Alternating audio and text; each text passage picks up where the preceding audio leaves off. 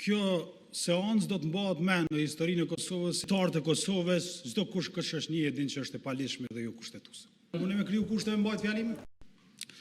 E para nuk e di kryetar nëse ka kvorum, nëse janë 61 deputet në këtë sallë, gjatë me ta verifikoni ju. Kjo seancë do të mbahet mend në historinë e Kosovës si seanca në cilën të gjithë ne, kryetari i kuvendit, deputetëve të vendosjes, qytetarët e Kosovës, çdo kush këshëshni e din që është e palishme dhe jo kushtetuese.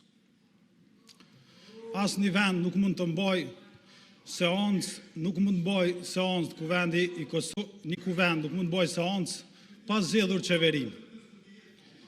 Si mund të formohen komisione parlamentare ku nuk është definuar kush është pozita dhe kush opozita në këtë vend?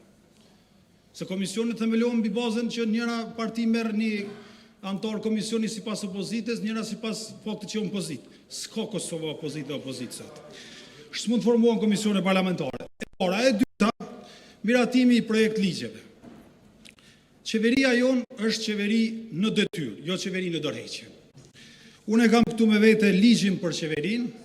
Neni 31 thotë që qeveria në dorëheqje, thotë nuk mund të paraqes në kuvend projekt ligje. Ashtu ky ligj thotë që këto kufizime në një paragrafi 5 në 31 thotë vlen edhe për qeverinë në detyrë, këtë qeveri që e kemi ne. Pra, nuk mund të procedoj ligjin në kuvend. I vetmi përjashtim bëhet për qeverinë në dorëheqje thotë ka drejt me propozu ligjin për buxhetin në kuvend. Kjo nuk është qeveri në dorëheqje, kjo është qeveri në detyrë.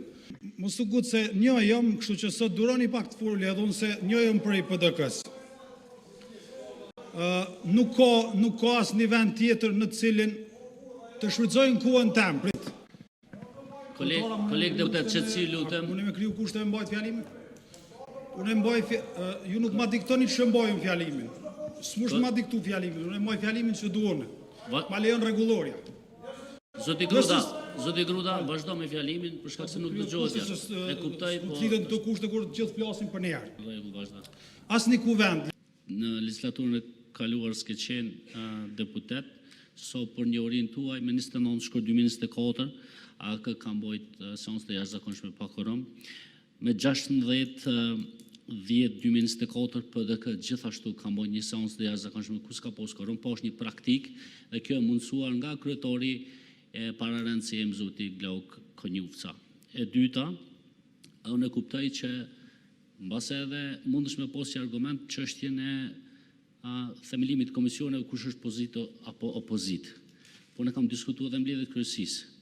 Përbes na mundemi mi bë 5-5. 5 prej nesh, 5 bani jo, i bojmë veç 10 deputet në secilin komision edhe te kalojmë krizën. S'do duhet të ishte kjo çështje, na s'po dojmë me fitua aty me u duk si pozitë apo opozitë, so e kemi me interes me te kalu këtë çështje, seanca mbetet e hapur në rast se kemi ndryshim të qëndrimeve, edhe një bëj thirrje të gjithë subjekteve politike, deputetëve të kuvendit që ti bashkangjiten, gjithë deputetëve tjerë që të mbledhemi dhe ti te kalojmë pro këto ligje që janë me rëndësi jetike për gjithë qytetarët e Republikës.